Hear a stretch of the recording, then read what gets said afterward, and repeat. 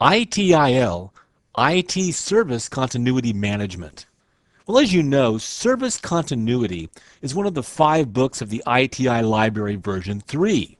Now, even though the previous 2 movies covered primarily service design topics, capacity management, availability management, these also have some overlap with service continuity, or as some call it, disaster recovery. And it makes sense because if capacity is not there, and if systems aren't reliable, available, and resilient, then IT services can't consistently continue. Now, going back to the firefighter analogy, service continuity slash disaster recovery should really be about 90% planning and prevention, and hopefully 10% or much less actual event response. By the way, we're very close to the finish line, so you might be tempted to kind of rush through these final 2 nugget movies, but please don't do it. If you think about service continuity management, disaster recovery, and security management, that makes up a huge chunk of a corporate security policy. So you really don't want to rush through these last 2 movies. It's all extremely viable and important information and critical to your success as an ITIL professional. So without further ado, let's take a look at IT Service Continuity Management. In this nugget, we're going to get an overview, first of all, of IT Service Continuity Management. Then, we'll look at different types or categories of disasters. We'll take a look at the 4-phase process of ITSCM. And then finally, some costs and potential pitfalls of security continuity management. Well, as I've already mentioned, continuity management is also referred to as disaster recovery. And actually, this refers more to the ongoing planning process, planning and training to effectively respond to major disruptions in your business and IT infrastructure. This involves working towards an IT service continuity plan, defining the steps necessary to recover one or more IT services. This plan is also going to focus on the things that will trigger an official response or an escalated disaster. It'll also look at the people that are involved and the communication process as well.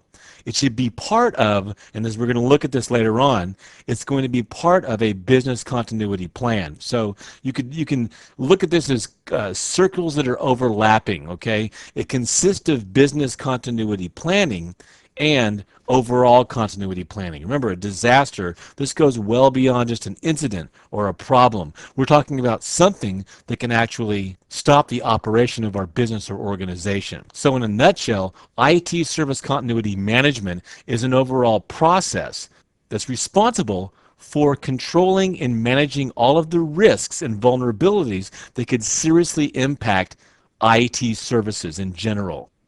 At the very least, we want to make sure that your IT service provider is going to provide at least the minimum level, of agreed service levels, the lowest common denominator. Anything less than that really falls into the category of a disaster.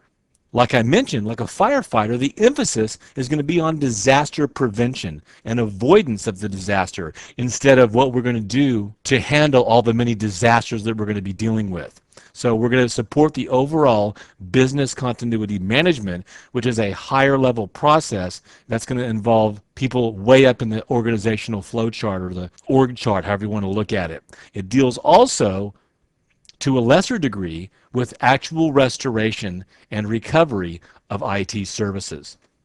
So the bottom line is, if a disaster occurs, we want to do 3 things. 1, we want to make sure that we can manage the recovery of our services and our systems. 2, we want to make sure that we lose less service availability time and provide better continuity to the users in case of a disaster. And 3, minimize any interruptions to the business activities.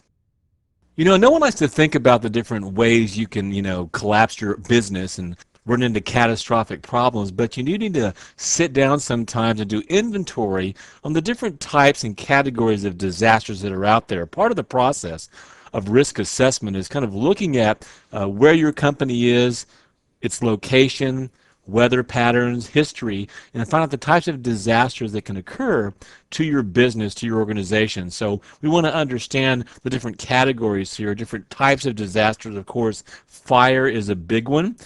Flood, and not just flooding from, let's say, storms or a hurricane, but also water damage that can be done with, broken pipes, water heater problems, things like that. Lightning is another disaster. This can cause physical damage and, of course, electrical problems as well to all of your systems. Tornado is a disaster, but also just simply high winds as well. Along with winds, people don't usually realize that dust storms, not just the wind that comes with dust storms, but the dust itself can also wreak havoc on systems. So you might want to put along with wind, dust storms. Burglary, obviously theft of equipment, theft of software, theft of intellectual property, corporate secrets, all these things would be a disaster. Vandalism, overall violent acts, maybe murder in the workplace that happens, suicide in the workplace. These types of things can cause lots of problems for morale. They can cause bringing in levels of law enforcement that we really don't want to see in our organization.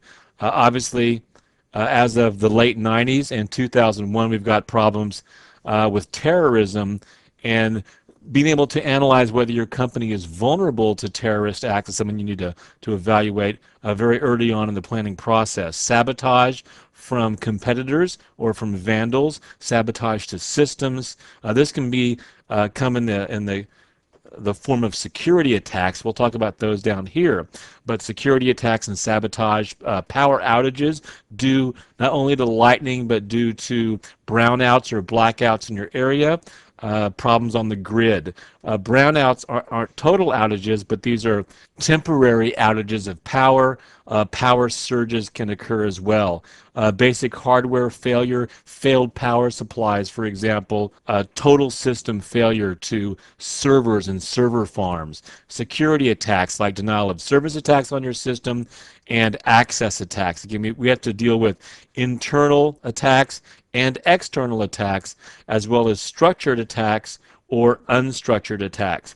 And these are going to be in the form of denial of service attacks and, of course, access attacks, individuals trying to get root level or administrative access to our systems and hardware. These are all types and categories of disasters. These are the type of things you need to evaluate for your company to see if your business is vulnerable, how vulnerable, and what level of risk are you willing to accept to these types of disasters. As you can see from the diagram, IT service continuity management is a four-stage or a four-phase process. The first phase is called initiation. This is where you basically initiate the business continuity management plan or activity. There's really two aspects of that. First of all, you're going to define the scope. Defining the scope of service continuity really involves four aspects. Let me jot these down. When you define the scope, you're going to first define the policy as soon as possible and communicate it throughout your entire organization, with management showing a deep commitment to the policy. Then you'll define the scope using relevant areas. You're going to isolate the relevant areas of your organization where continuity and disaster recovery has to be applied. You may also integrate standards like ISO 9000 and BS 7799. These are open standards for general policy principles with approaches and methods for risk assessment and business impact analysis. Then you'll allocate the resources needed to initiate the BCM and then set up the project organization. This is formal project management using possibly a PMP or perhaps using planning software that uses what we call PRINCE2, a project management approach. Once you define the scope, you're ready to initiate the BCM process and move to the second step, which is requirements and strategy. The second phase is looking at the requirements and the strategy that you're going to take for your business impact analysis, your risk assessment, and your overall strategy for IT service continuity. You'll identify all the reasons that your organization is including IT service continuity management into the policy, and identify the potential impact of all the possible disruptions of services. If your company cannot survive without IT services, then you'll be looking mostly at prevention. If you can survive for a period of time without IT services, then you're going to look primarily at restoring services as your highest priority.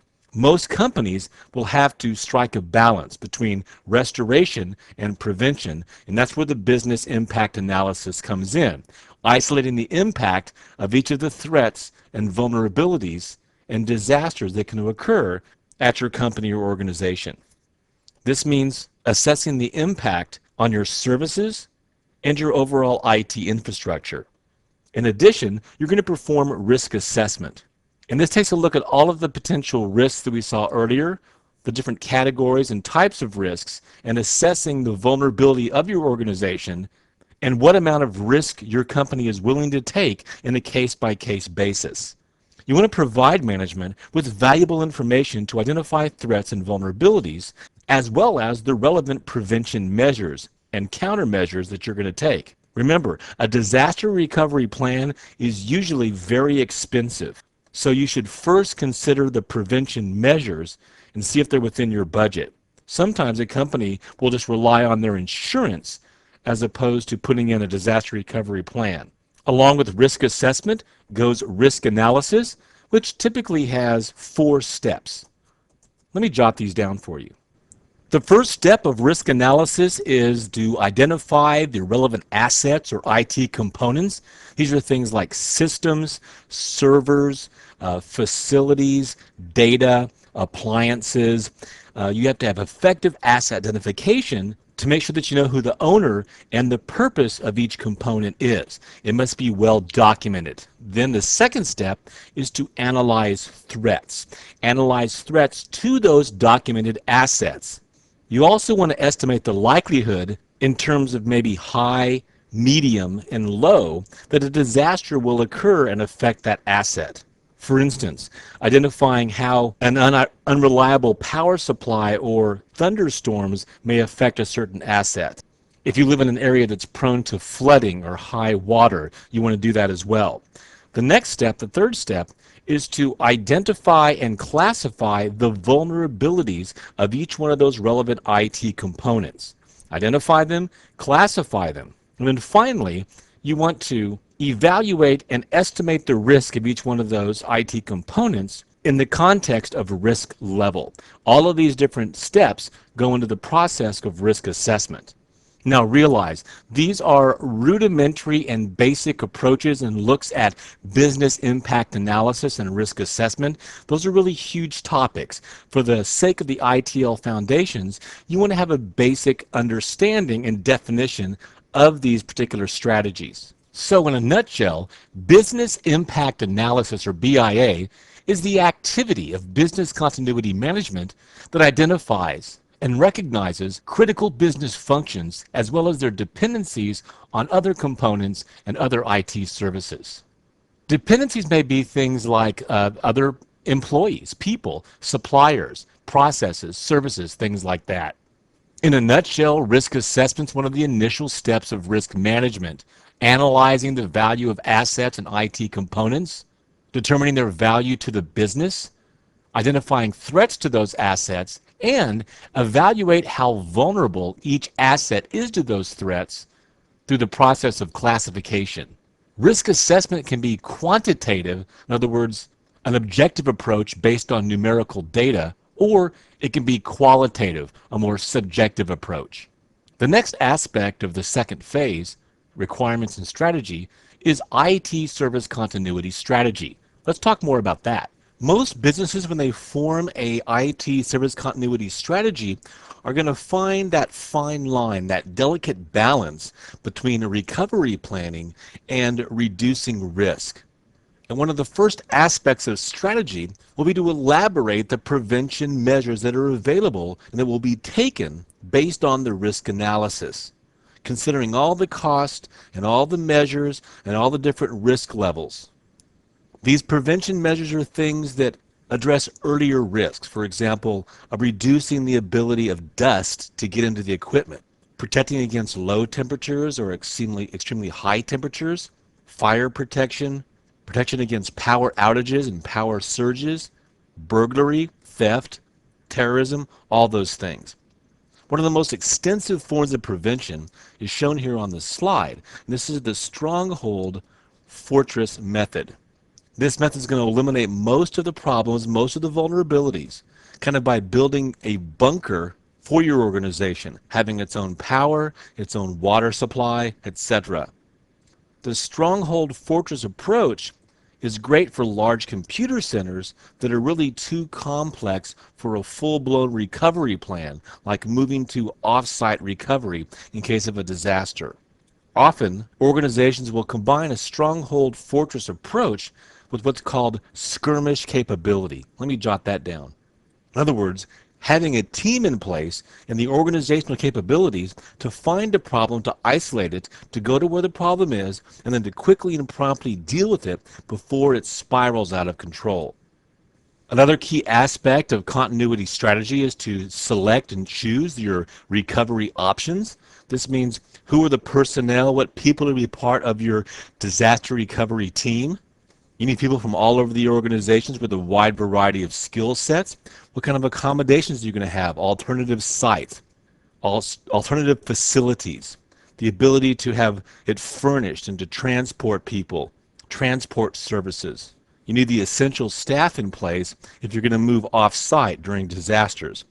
You'll need to have IT systems in place, separate IT systems and networks, either using portable systems or backup systems.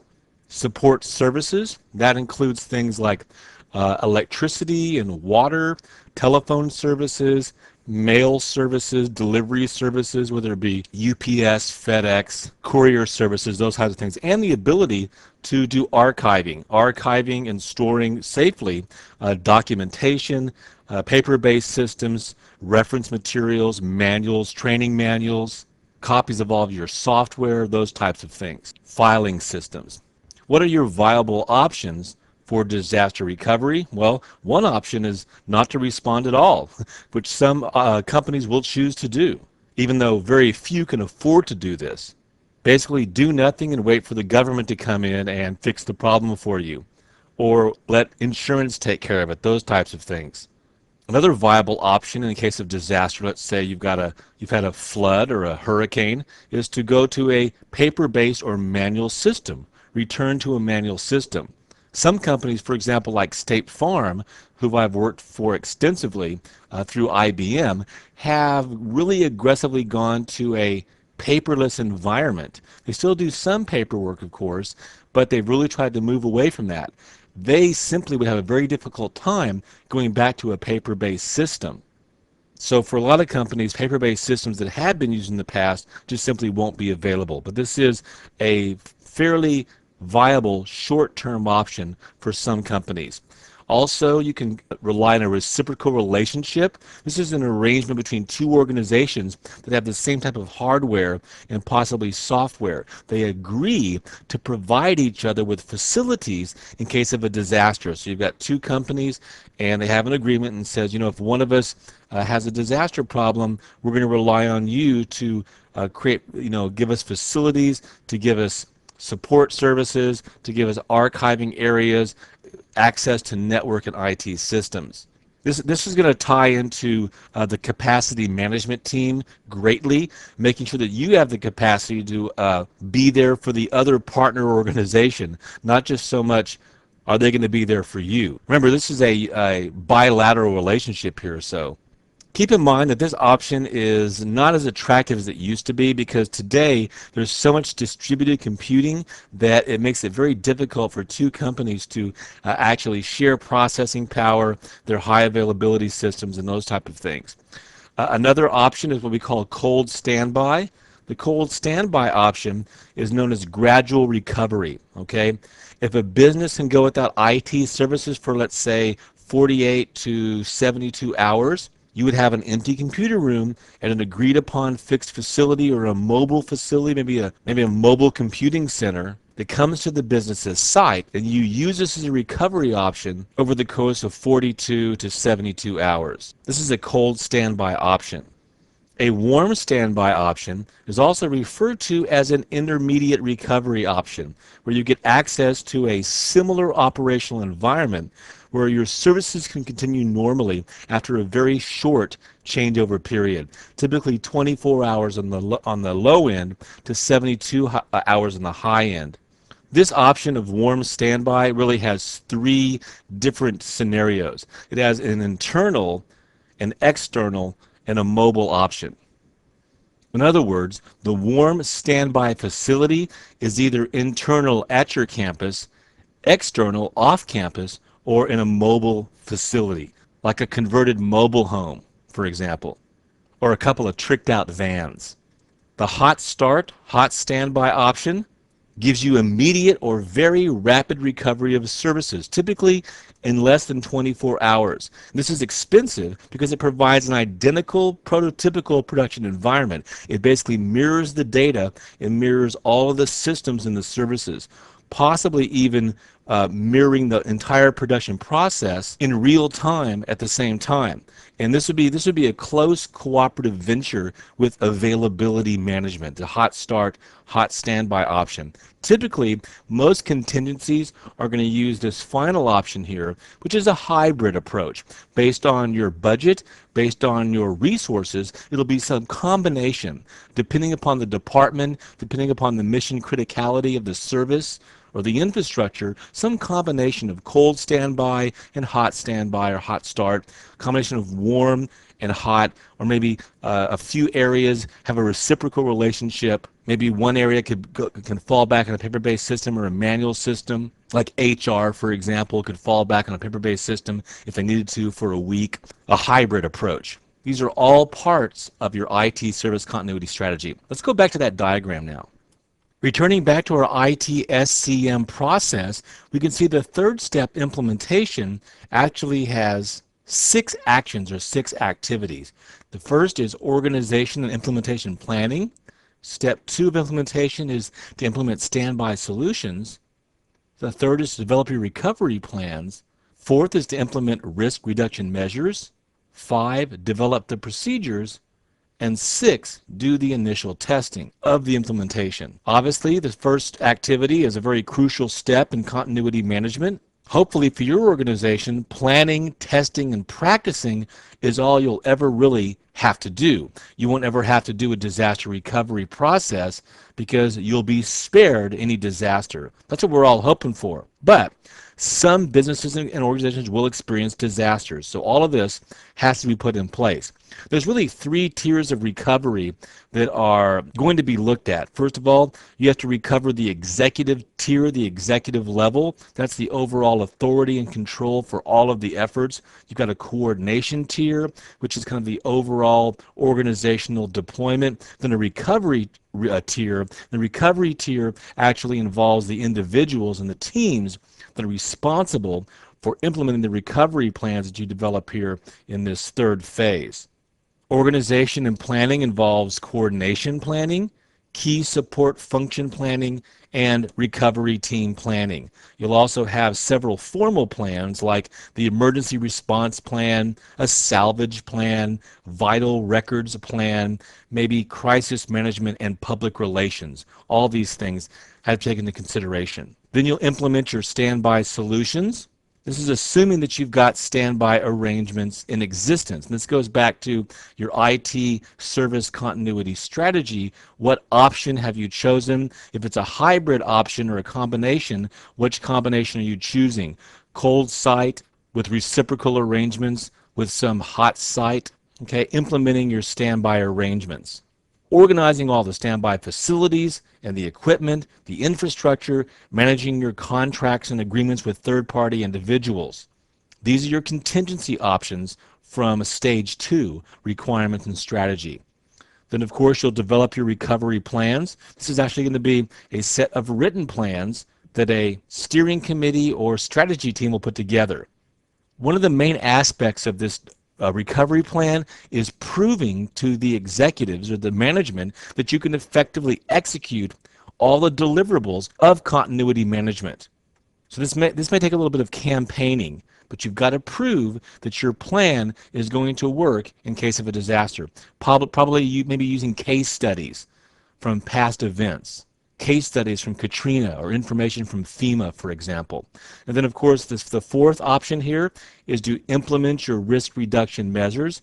Again, this is going to be a balance. Remember, most organizations are going to be a balance between risk reduction measures and actual disaster recovery.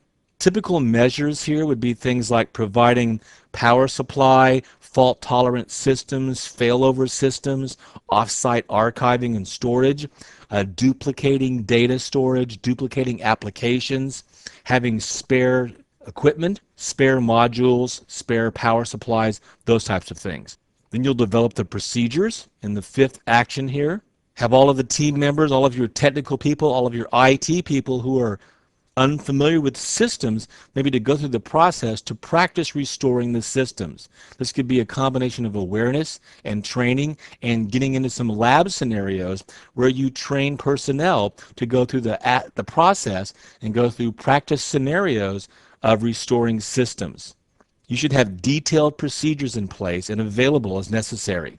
And then finally here, the last aspect of implementation is the initial testing. This is the critical part of your overall IT service continuity management strategy.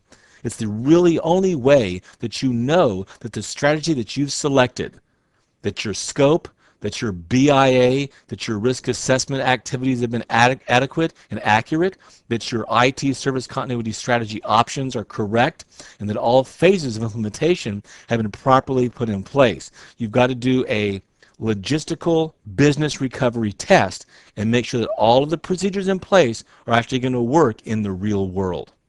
And then finally, the fourth aspect is operational management, ongoing operational management to provide assurance to all people in the organization that you can survive a catastrophic disaster or a catastrophic failure. Since your organization is in a constant state of change and modification, that means your continuity plan also has to be changed as well because it can rapidly become outdated. Changing the level of resources, including it in all the major decisions of your organization, keeping service continuity relevant, pertinent, and ready. This kind of assurance is going to include education and awareness programs, ongoing training, review processes that review the business and IT and the synergy between IT, your business goals, and service continuity. Ongoing testing, maybe on a quarterly basis, a semi-annual basis, an annual basis.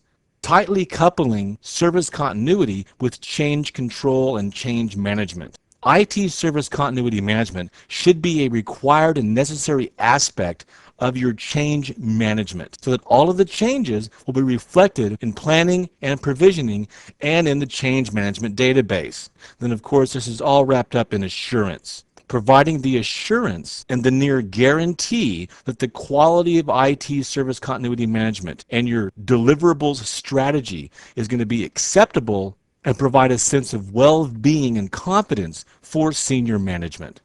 Well, this discussion certainly wouldn't be complete without a little analysis of the costs of putting together this service continuity / disaster recovery solution and its potential problems. And as you can already tell, the costs of this solution are going to be great. This is one of those things in an organization, it's money that you spend that you may never actually recoup. It's money that you spend for peace of mind. You may not see a direct return on your investment, and you may not realize that return until a real disaster strikes.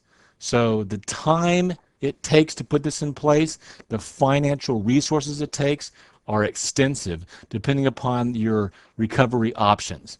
Again, time and expenses for planning, for initiating, for developing, for testing, and implementing.